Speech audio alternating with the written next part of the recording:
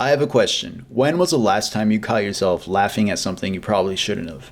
That moment when reality became so overwhelming, so incomprehensible that your brain just short-circuited and laughter felt like the only possible response. There's something about facing the darkest aspects of life that can trigger this strange, uncomfortable humor. It's not joy, it's more like surrender to the absurd. This bizarre psychological response is exactly what Osgood Perkins taps into with his film, The Monkey. When I first saw the trailer, I thought, a murderous monkey, really? I'd seen Longlegs and I had mixed feelings about it, but I cannot recall a time I had been sitting in a movie theater feeling so unsettled and so nervous like I did when I was watching Longlegs. So after I saw the trailer, I was really curious to see how Perkins was going to tackle such an absurd concept. But The Monkey surprised me. By the end, I was impressed with how Perkins transformed an absurd premise into something profound. He makes death both terrifying and comedic, not in a conventional sense, but in that what the hell did I just watch type of way. It's a masterful mix of horror and humor that challenges you to think and feel deeply all at once. And it's not the type of humor or film that is for everyone,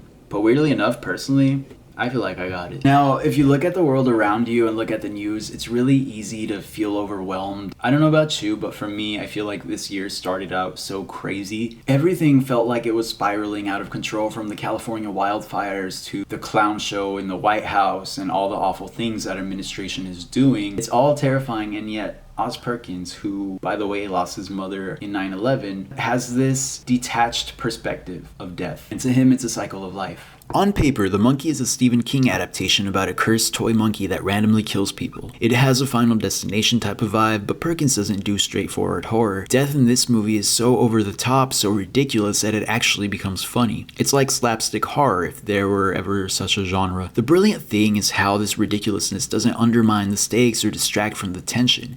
It invites you along for the ride. This film succeeds where others like Hard Eyes fail, where the Netflix type of teen humor might have taken you out of that film. Perkins' dark humor here, on the other hand, pulls you into this twisted world. And I mean, it's definitely not a film for everyone. A few people actually walked out of the screening when I saw it. They missed out, I thought. There's a scene early in the film where the mother of our main characters, Hal and Bill, is at a funeral with her sons. She just casually goes on this darkly hilarious rant about how that's life, people die, it happens. It's so blunt, so morbidly dismissive that you almost don't know how to react. This scene sets up not only the brothers' complicated relationship, but also the film's entire philosophy. Death isn't grand or poetic, it's just there. Unavoidable, indifferent, and often absurd. Then near the end, the monkey goes absolutely berserk, drumming non-stop like it's summoning the apocalypse. A plane crashes, people drop like flies, the entire town is in ruins. And at that point, I had to laugh. It felt like Os Perkins was talking to the audience saying, that's life, it doesn't make sense, it's crazy, but what are you gonna do? Good luck.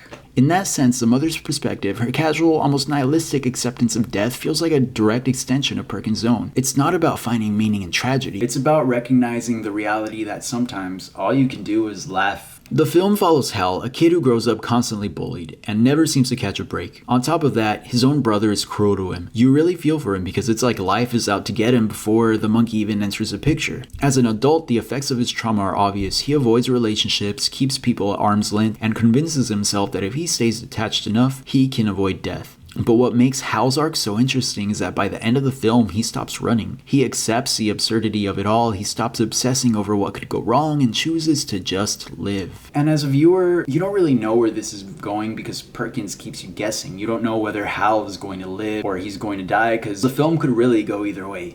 Is Hal going to survive? Is he doomed no matter what?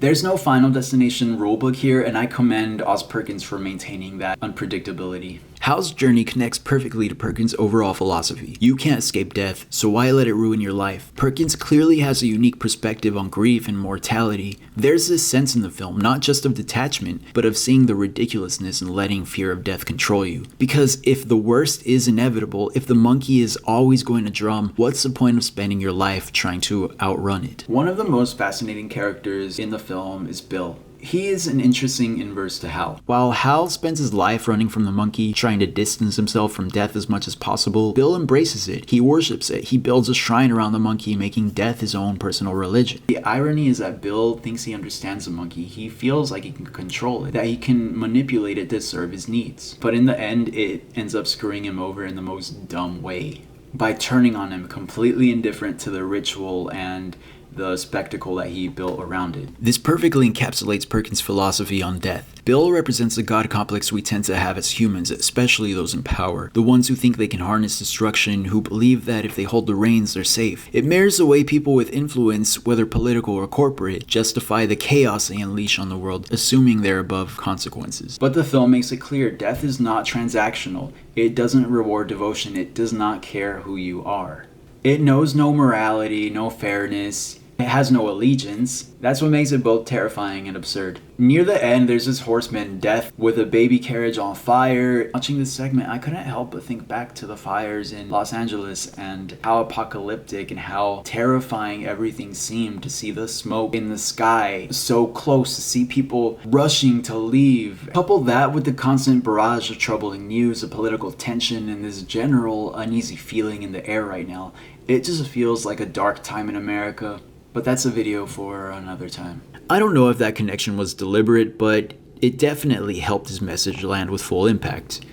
It's like Perkins is saying, this is where we're headed, everything's crazy, what can you do but laugh? It's after this scene that we finally understand Hal's character arc, his transformation from someone terrified of the world around him to someone who accepts things for what they are and adopts a completely different perspective on how he's going to live his life. So yeah, The Monkey is ridiculous, it's gruesome, chaotic, hilarious, but at its core it's a movie about fear, about how we deal with the fact that we're all dying. This is what makes The Monkey more than just a horror movie. It isn't about conquering death or finding some grand meaning in it. It's about how different people cope.